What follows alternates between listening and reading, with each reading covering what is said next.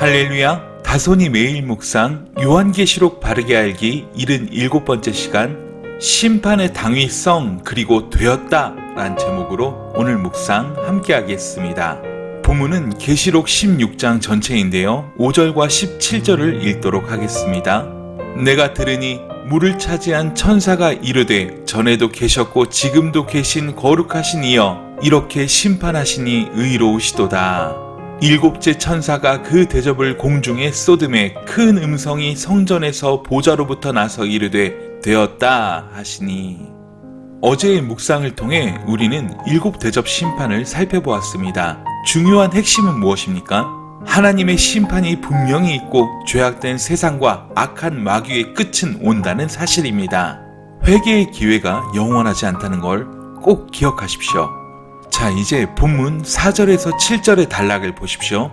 이 부분은 일곱 대접 심판의 당위성을 말씀합니다. 물을 차지한 천사가 심판의 당위성을 말합니다. 왜 심판을 당한다고 말씀합니까?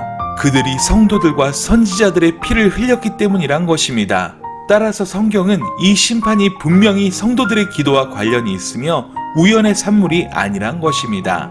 이어서 제단이 말하기를 그러하다 주 하나님 곧 전능하신 이시여 심판하시는 것이 참되시고 의롭다고 선언합니다. 제단은 6장 9절에 제단 아래 순교자들의 영혼이 탄원하는 말씀이 나옵니다. 제단이 무슨 말을 하겠습니까? 10절 말씀에 의하면 거룩하고 참되신 대주제여 땅에 거하는 자들을 심판하여 우리 피를 갚아주지 아니하시기를 어느 때까지 하시겠습니까? 라고 탄원합니다. 그런데 16장에서는 그 제단에서 이 심판이 의롭다고 외치는 소리가 있는 것입니다. 심판 때가 되어 후회한들 늦는다는 것입니다. 하나님의 심판에는 후회가 없습니다. 의로우신 공정한 심판이란 것입니다. 이것이 16장에서 첫 번째로 중요한 메시지입니다. 그 다음 중요한 메시지는 되었다라는 말씀입니다.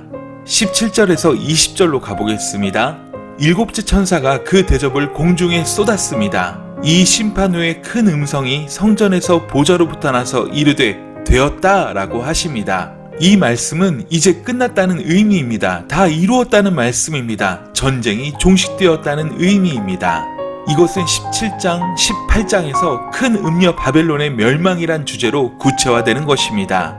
이런 표현은 앞의 심판에서는 등장하지 않았었습니다. 거기다가 보좌에서 심판이 시작될 때 있었던 번개와 음성들과 우레소리가 있고 또 큰 지진이 있었다는 것을 말씀합니다.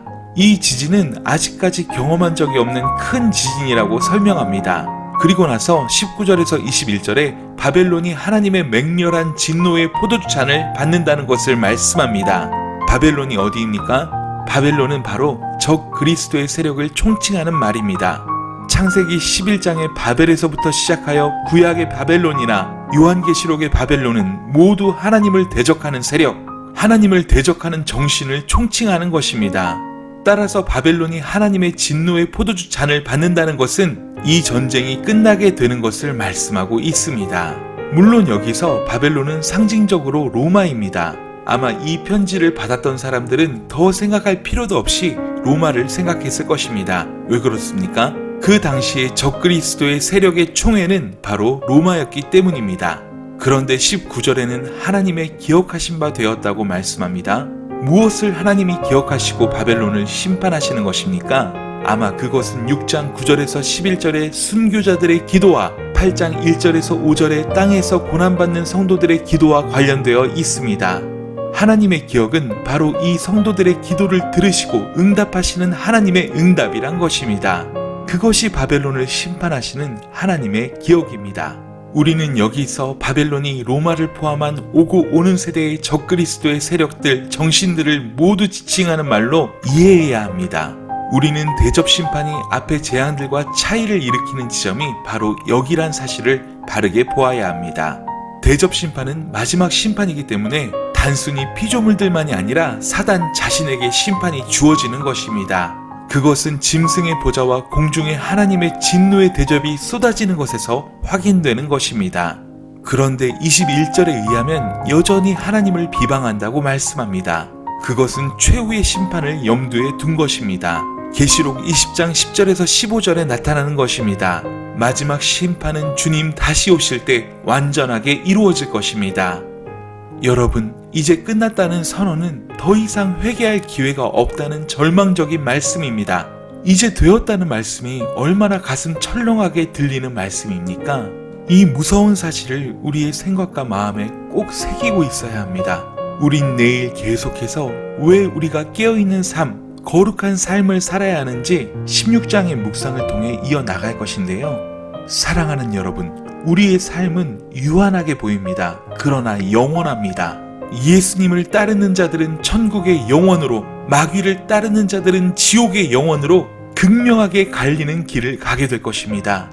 회개의 기회는 우리의 이생의 시기, 이때뿐입니다. 세상을 따라가지 마십시오. 예수님을 따라가십시오. 회개의 기회가 있을 때 근신하고 겸비하여 회개의 삶을 살아가길 간절히 소원합니다. 예수님의 십자가를 따르는 삶을 사시길 간절히 소망합니다. 오늘의 묵상을 꼭 기억하시면서 마음에 함께 새기시고 오늘 하루도 십자가의 길을 따르며 승리하세요. 사랑하고 축복합니다. 샬롬.